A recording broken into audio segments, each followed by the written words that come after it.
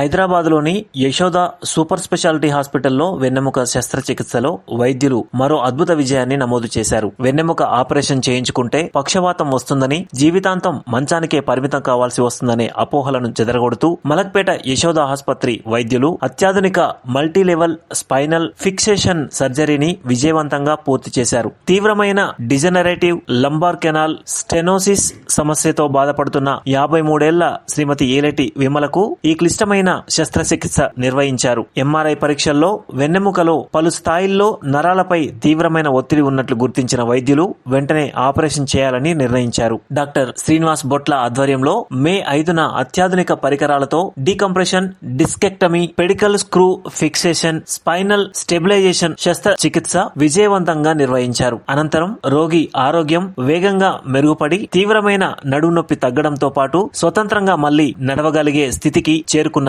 వెన్నెముక శస్త్రచికిత్సలపై ప్రజల్లో ఉన్న అపోహలకు ఈ కేసు సరైన సమాధానమని వైద్యులు తెలిపారు. సకాలంలో సరైన చికిత్స తీసుకుంటే వెన్నెముక సమస్యల నుంచి పూర్తిగా కోలుకునే అవకాశం ఉందని స్పష్టం చేశారు. యశోద ఆసుపత్రిలో అత్యాధునిక న్యూరో సర్జరీ సదుపాయాలు, అనుభవజ్ఞులైన వైద్య బృందంతో క్లిష్టమైన స్పైన్ సమస్యలకు కూడా విజయవంతంగా చికిత్స అందిస్తున్నామని ఆసుపత్రి యాజమాన్యం వెల్లడించింది.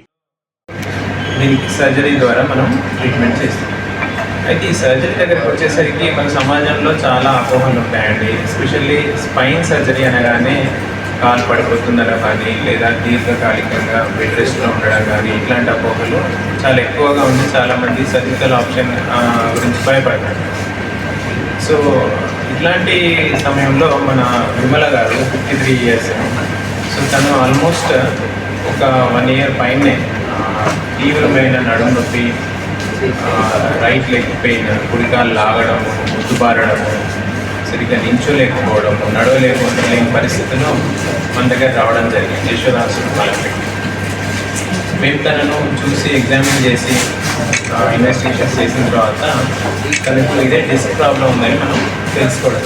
అయితే సాధారణంగా డిస్క్ ప్రాబ్లమ్స్ ఒక లెవెల్ కానీ 2 లెవెల్స్లో కానీ L4, L5 అని అంటారు కామన్గా ఆ ప్లేసెస్లో.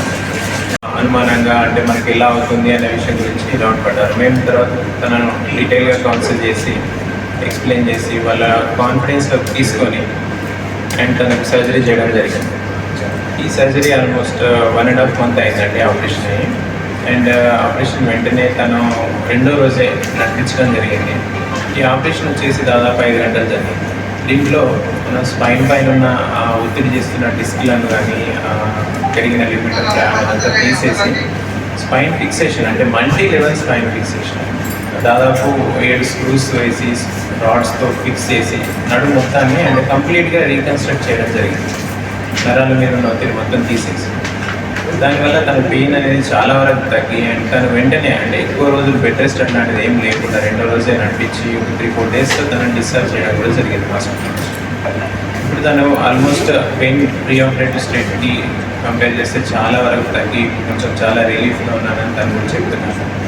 సో ఈ సర్జరీలో మేము నావిగేషన్ అండ్ ఇంట్రాపరేటివ్ సియామ్ అని ఇమేజ్ ఇంటెన్సిఫైయర్, మైక్రోస్కోప్, టిల్స్ ఇలాంటి రకరకాల ఎక్విప్మెంట్స్ ఇవన్నీ ఎందుకు వాడాల్సి వస్తుందంటే నరాలు అనేవి చాలా సున్నితమైన విషయం.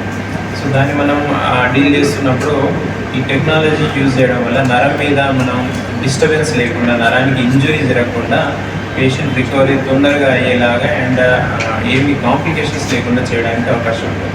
అయితే నేను బెడ్ పైన డాక్టర్లా అయిపోతే టాబ్లెట్లు ఇప్పుడు బెడ్ పైన రెస్ట్ తీసుకోవాలమ్మా అని చెప్తుంది. ఏం తగ్గలేదు. మా అబ్బాయి యశోద హాస్పిటల్ సంవత్సరంతోనే నేను బాధపడ్డాను. సంవత్సరం పైన బాగా ఇట్లా ఆట డబ్బా కూడా తెచ్చుకోలేని పరిస్థితిలో లేదు. మా అబ్బాయి ఒకసారి తీసుకెళ్ళండి శ్రీనివాస్ సార్ దగ్గర తీసుకుంటే అమ్మ మరి అసలు శ్రీనివాస్ సార్ ఏం చెప్పాలేడు, ఎంఆర్ఓ కావాలి కదా, ఎంఆర్ఓ తీసుకురా అని రాసేసాను. రాసిస్తే ఎంఆర్ఓ వచ్చినాం, తెచ్చి సర్జరీ చేయాలి అమ్మా అన్నాడు. సరే సార్ మరి సర్జరీ తిరుగుతుంది బాగుంటాను అమ్మ ఇలా అని శ్రీనివాస్ సార్తో నేను బాగున్నాను. అమ్మ ఏం కాదు అన్ని రేట్లు బట్టి ఇలా అసలు నిలబడలేను, నడవలేను, నాకు బాగా ప్రాబ్లం ఉందంటే బాగా చాలా ధైర్యం ఇచ్చిండు శ్రీనివాస్ సార్ గారు. సరే సరే అన్న అంత ఎంఆర్ఐ వచ్చిండు, అడ్మిట్ కమ్మన్నాడు. ఇలా సాయంత్రం అడ్మిట్ అయినాం. ఇలాగే ఆపరేషన్ జరిగింది. మూడో రోజే పంపించేస్తారు ఇంటికి వెళ్ళినాము. నేను నడవాలంటే నడిచిన 15 రోజుల తర్వాత తీసుకోవాలన్నాడు. 15 రోజులకు వచ్చి ఇప్పేసారు. ఇప్పినాక కూడా నేను ఇక మంచిగా సెట్ అయిపోయినా.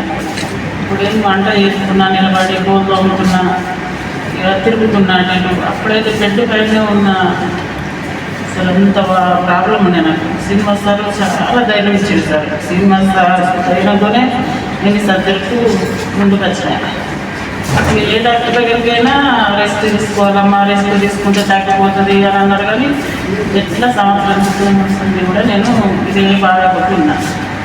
ఇప్పుడు సెట్ అయిపోయింది సార్. 2 నెలలు అయితే ఇక బాగా తిరుగుతాను.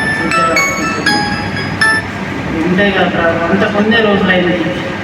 ఏం ప్రాబ్లం లేదు, తిరుగుతున్నా కానీ బాగానే ఉన్నది. అప్పుడైనా బెడ్ పైన వండుతున్నాను సార్. సినిమా సార్ మాకు బాగా సపోర్ట్ ఇచ్చిండు. సినిమా సార్తోనే నాకు సర్జరీ జరిగింది. లేకపోతే నేను భయపడ్డా. సర్జరీ అయితే కూడా బెడ్ పైన వండరమ్మా, సర్జరీ వద్దు అని కూడా చెప్పారు నాకు. నేను అందరితోనే కొంచెం వెలుగు తీసుకున్నా. మన సినిమా సార్ నాకు చాలా ఎంకరేజ్, బాగా ధైర్యం ఇచ్చిండు. సర్జరీ లోపలికైనా కూడా అందరూ సార్ కనిపిస్తారు కానీ సినిమా సార్ కనిపించలేదు.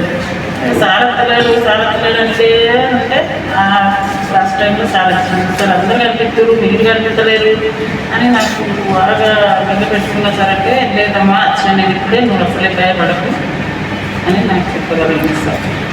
ఎంతమ్మా మీ వయసు ఎంత ఉంటుంది? ఉంటుంది సార్ 50 దాకా ఉంటుంది. ఒక సంవత్సరం నుంచి ఎన్ని రోజులు ఇబ్బంది పడ్డారమ్మా? సంవత్సరంతో టాబ్లెట్లు ఆడుతున్నా, రెస్ట్ తీసుకోవాలన్నారు సార్. రెస్ట్ దాన్ని నాకు ఏమి ఎందుకు కాదు. సర్జరీ అయినాకనే నేను బాగున్నాను.